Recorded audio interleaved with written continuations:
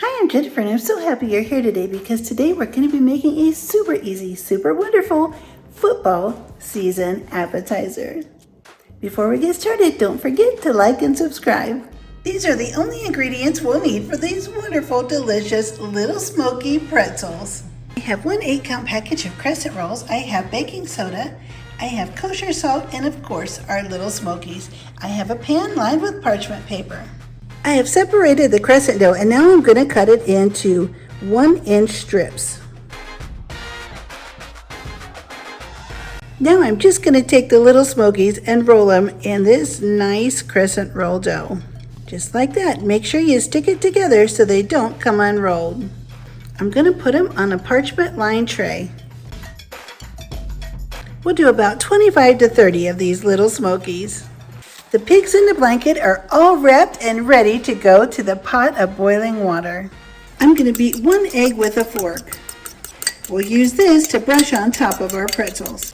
I'm going to slowly add 1/3 cup of baking soda to our boiling water. It'll bubble up, so be really careful. Just add it nice and slow. This will help give the pretzels that really nice pretzel-y crust. I'm going to start adding our pretzels into the water. I'm going to add just a few at a time. I'll leave them in about 10 to 20 seconds apiece, and when they float to the top, that means they're done and ready to come out. Don't overcrowd your water. You want to make sure the little pretzels have plenty of room to float around.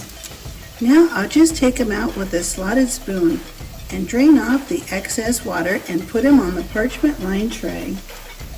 They're nice and fluffy now. Once they come out of the boiling water, it's time to put on some egg wash. I'm just going to go ahead and brush this egg wash right on top of the pretzels after they've come out of the boiling water.